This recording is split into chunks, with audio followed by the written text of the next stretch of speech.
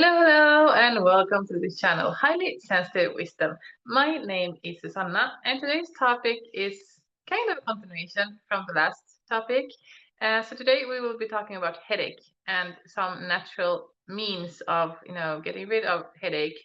And we'll do this from a perspective of understanding our body's physiological needs and what may be missing and that your body might be trying to tell you through the headache. A couple of videos ago, I was speaking about how physical symptoms could in reality be spiritual symptoms.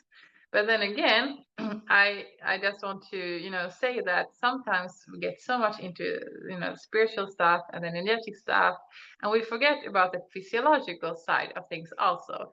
So I still fall into that trap sometimes because I love doing energy work and I'm seeing such great results, both with clients and myself and, people who are important to me. And, these are just so amazing tools.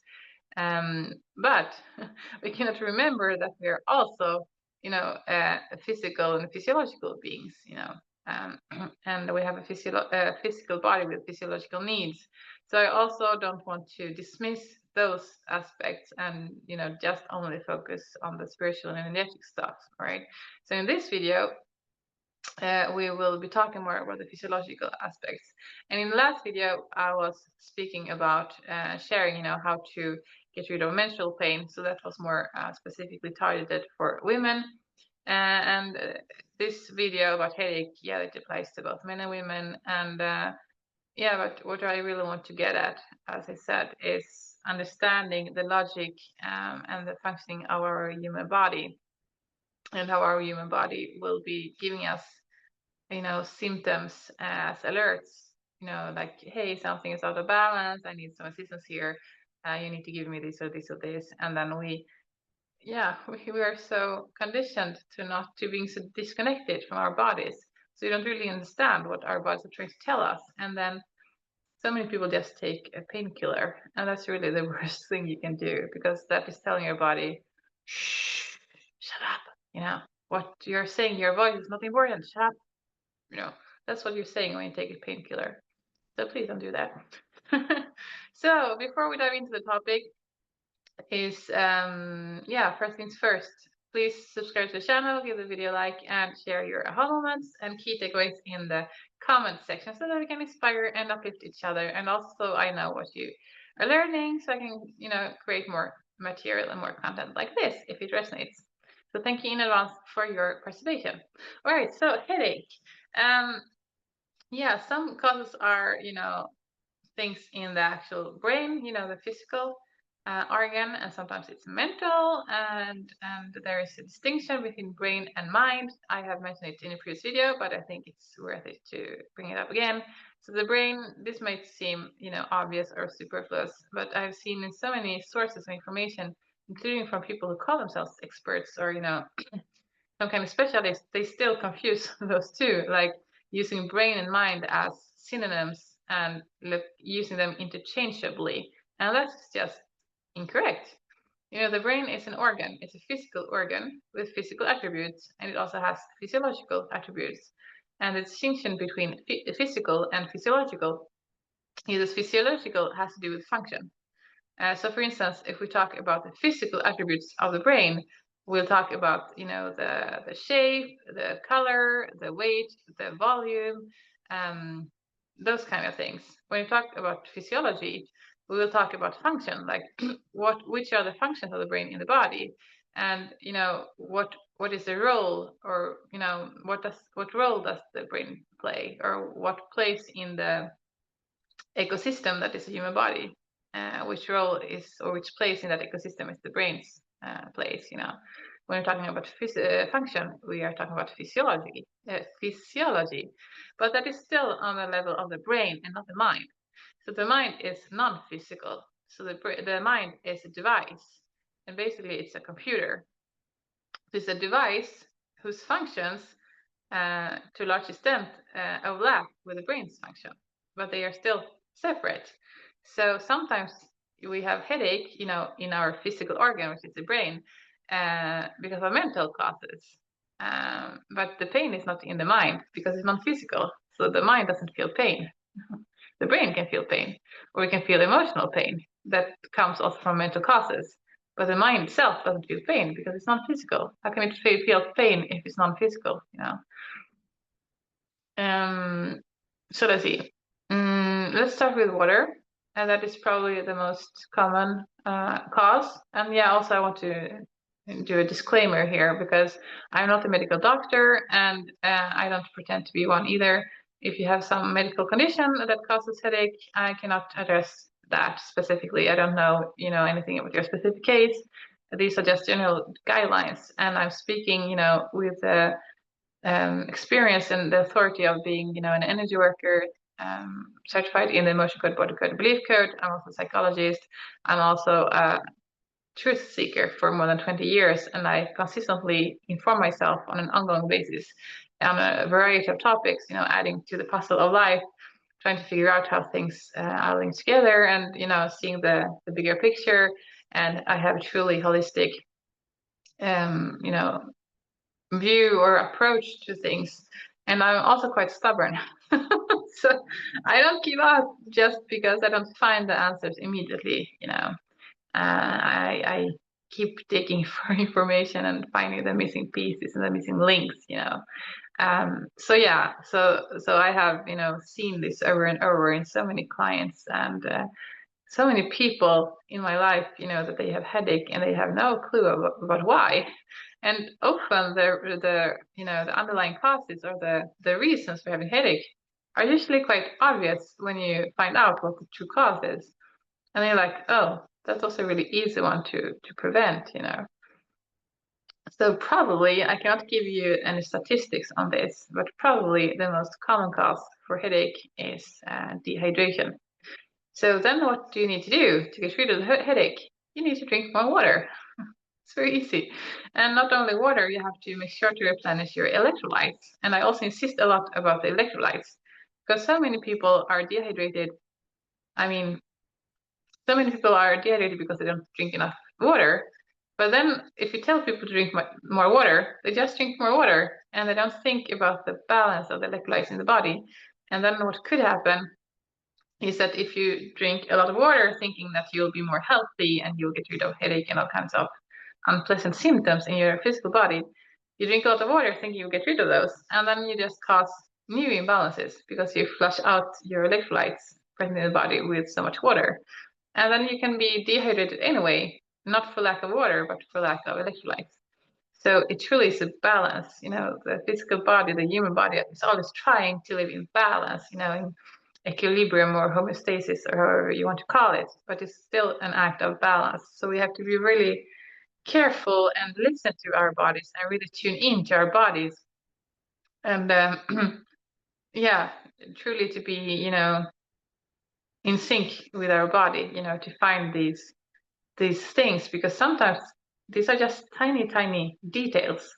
And if we don't have the the theory or the information around it, it's so much harder to find these connections or these details. But even with the information, you still have to listen to your body specifically, because all bodies are different. So even though we have basic needs that are the same for everyone, there are also individual variations. So you really need to get to know your body on an individual level as well. But yeah, so if you have headache, the first thing you could do in an attempt to solve the situation is to drink more water and to add more electrolytes. And that's a really simple thing to do. I mean, I usually keep, I love coconut water. That's my main source for electrolytes. But sometimes, it's heavy to carry, and, sometimes I run out of supply at home. So I always try to have a backup in the form of electrolyte powder that I can use just adding to water and let it sit for a few minutes, and then you drink it as a backup. So I try to always have that at home. That's a great thing, to be having to add electrolytes either by coconut water or electrolyte powders mixed in water, and obviously through your food also. There are tons of electrolytes in your food that you may not even realize. So just a couple of examples, like potassium is an electrolyte very abundant in bananas. And I eat a lot of bananas because I drink a lot of smoothies, and that's great for the giving the texture, that is nice to drink. And also, cacao is very rich in magnesium, for instance. That's also an electrolyte. These are just a couple of examples, but yeah, you also get electrolytes with your food. But yeah, that's a really important thing to be mindful about, so that you don't get dehydrated unnecessarily. And if you ever do detox processes, consciously, intentionally, because yeah, I did mention in the last video about how menstrual pain is optional. Once you get to know, how things truly work, and what female bodies in this case truly need, to thrive. Yeah, then it is optional to suffer from menstrual pain. But what I have realized, and I shared it in the last video, and I will put the link in the description below if you haven't watched it yet, is that the period of the period of the period is a detox. It's a natural detox process, and you could have more headache during the period if you don't add more water and more electrolytes during that period, to support your body and your body's amazing, amazing, amazing natural functions.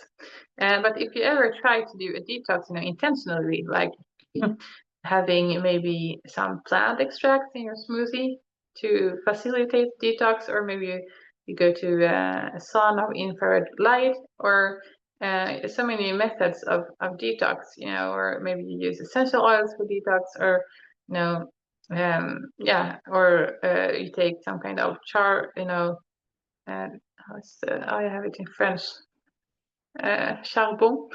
Yeah, that's like comes from plants also. To detox your system.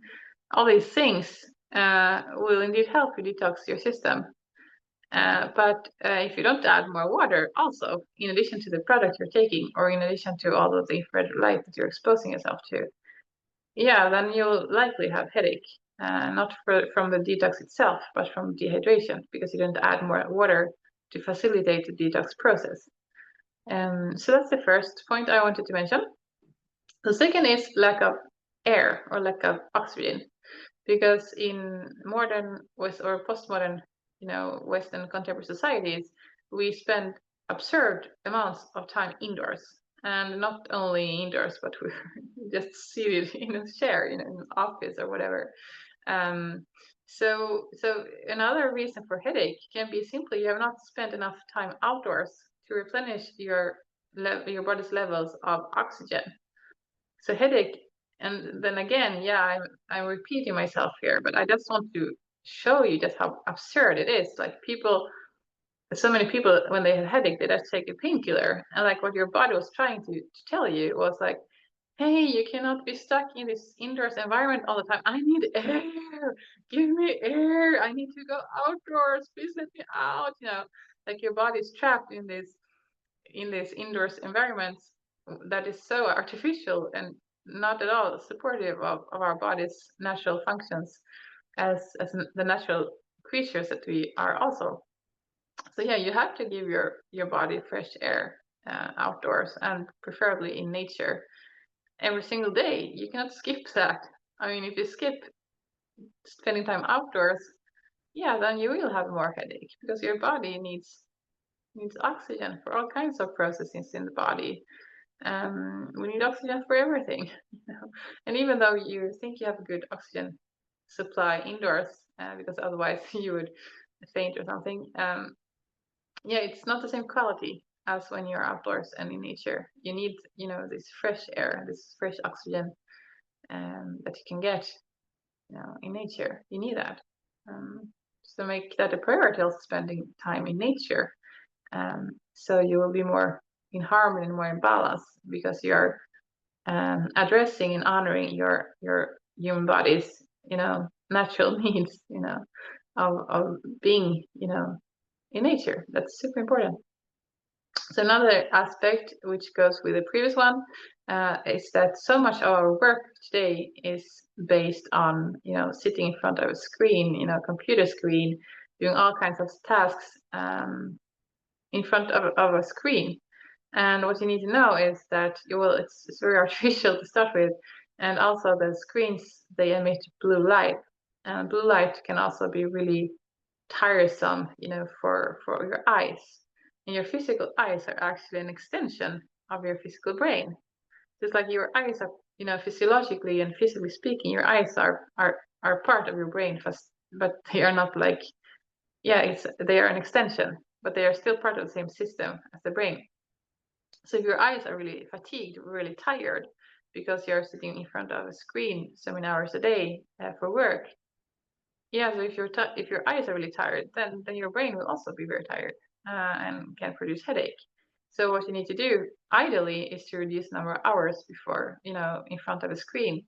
And if you think you cannot do that because you're maybe an employee at a place with very demanding hours or very demanding, boss or whatever, and you just can't see a way out or reducing the number of hours spent in front of a screen, then make sure you buy, you know, glasses that include filters to filter out the blue light that is the most irritating light that comes from computer screens. And obviously also reduce the time spent on screens on your phone, not only on the computer, because so many people spend like 8 hours or more in front of a computer screen for work, and then they get off work. Then what do? They spend their free time on their phone. And like your eyes and your brain will never get rest from screens. Or you sit in front of you finish workday and then you go sit in front of your television and you watch, Netflix or whatever is on the television or film or whatever to relax. But no, you're not relaxing your eyes and you're not relaxing your brain because you're still in front of a screen, whether it's a computer screen, a telephone screen, your cell phone, or it's television screen. Those are all screens and they are all causing fatigue for your eyes and therefore potentially headache. And then one more cause I wanted to mention also is, simply information overload. And this is really, it's everywhere now. I mean, it has been for a number of years now, but with the internet so readily available everywhere, in your phone and everywhere you turn, we are just bombarded with information all the time. We are bombarded with sensorial stimulation all the time. And it just seems that we are drowning in information. And depending on your age, because if you're from a younger generation, then maybe you were born after the internet was already readily available everywhere, and so you have not known anything else. But in my generation, I still remember what it was like living without internet, because first time we had internet in my home, I was 14. So until I was 14, I lived without the internet, and still then it was quite, compared with now, it was so much slower, and only, it was using the telephone line, so you could not call on the phone and use the internet at the same time, and everything was slow, and if you wanted to download anything, it was really slow. And we only used internet for maybe an hour a day or something. It was not all the time like it is now. So that kind of spared us a lot from the bombardment of information that we're experiencing now. It has backs, just flip side and advantages, like everything has, or most things at least have, not only good sides but also negative sides to them.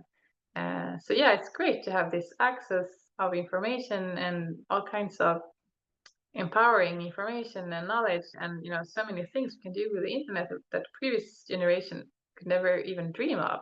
So that internet of course has facilitated a lot our life, but it also comes with excess of sensorial stimulation and excess of information, because our brains, they have to filter through all that information. So even if on a conscious level, on a conscious mind level, you think like, no, I'm not overloading my system with information. I know what to filter out. I only look at what is important and relevant to me.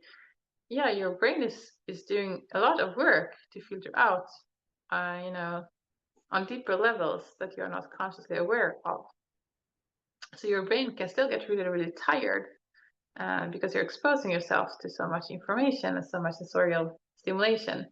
And for us highly sensitive people, this is especially important because we need more downtime than people who are less sensitive. That's because our nervous system is wired in such a way.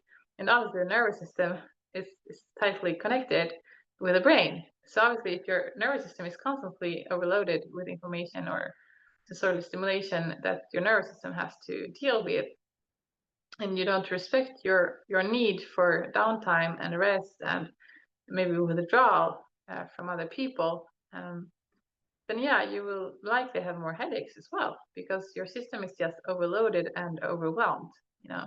So there's a great rule of thumb for highly sensitive people specifically, and that is that you need 2 hours of downtime per day, and you need 1 day per week of downtime.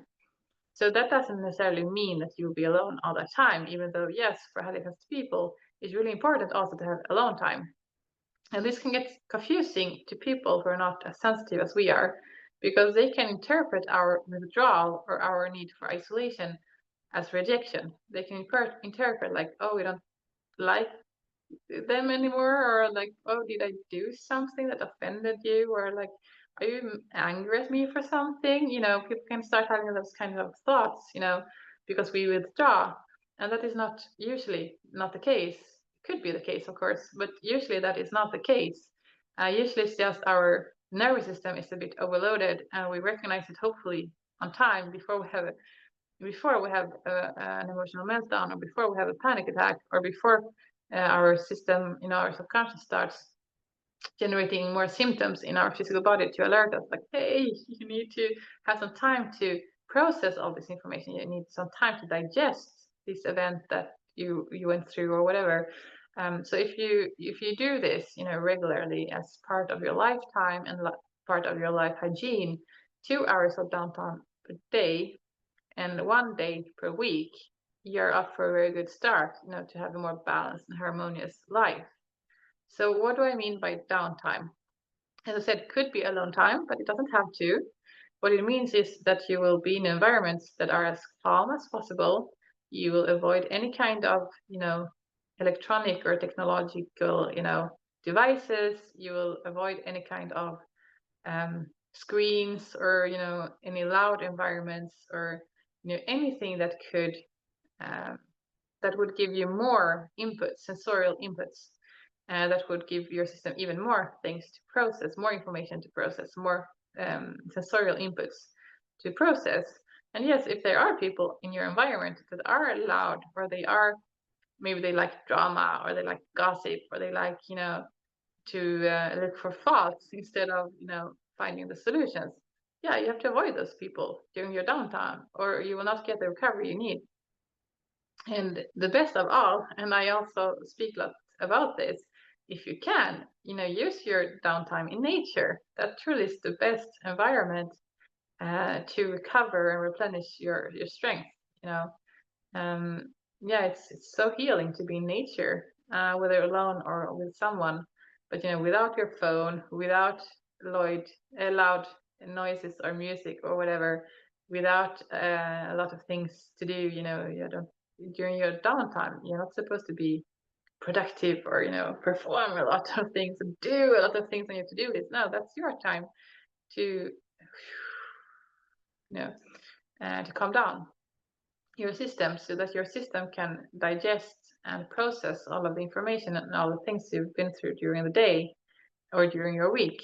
So it's really important that you take that downtime seriously. And what I recommend you do is that until it becomes a habit, you know, ideally it will become a habit that you do on autopilot because you got used to doing it, because it's so empowering for you.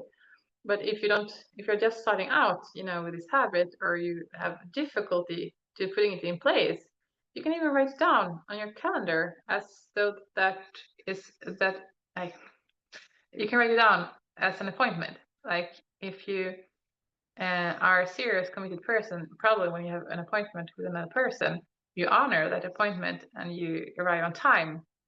Or if you're late, or if you cannot make it, you will warn that person, you know, beforehand, like, I'm really, really sorry, I can't make it to this appointment, let's reschedule, you know. But you need to have that same level of accountability and commitment with yourself also. So if you struggle to give yourself downtime for whatever reason, because there are so many expectations on you from other people, or you feel you have this endless to-do list you have to take care of, or whatever it may be, you have to find ways of honoring yourself and your needs as a highly sensitive person. So then what you can do is to write it down as an appointment in your calendar, and then just treat it like any other appointment you would have with someone else. So when that time comes that you have scheduled for downtime, yeah, you just do it, because it's an appointment. You just do it.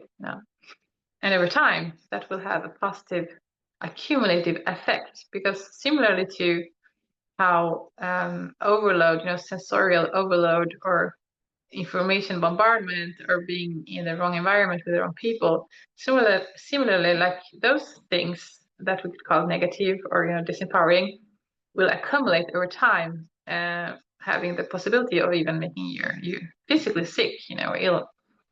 Those positive or empowering habits will also accumulate over time, which means that when you make it a habit of, in this case, taking your downtime every day and every week, and make sure that your nervous system gets a chance to regulate itself, you make sure that your system gets a chance to recover and process all that information and do what it has to do.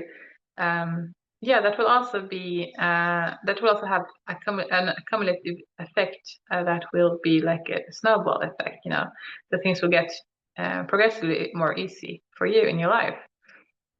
So it's really important that we get started with those habits. And I wanted to mention something from the last video, if you watched that, on menstrual pain is optional, because I realized after finishing the recording that I mentioned that, like, I started implementing these changes, and then 6 months later I had the results I wanted.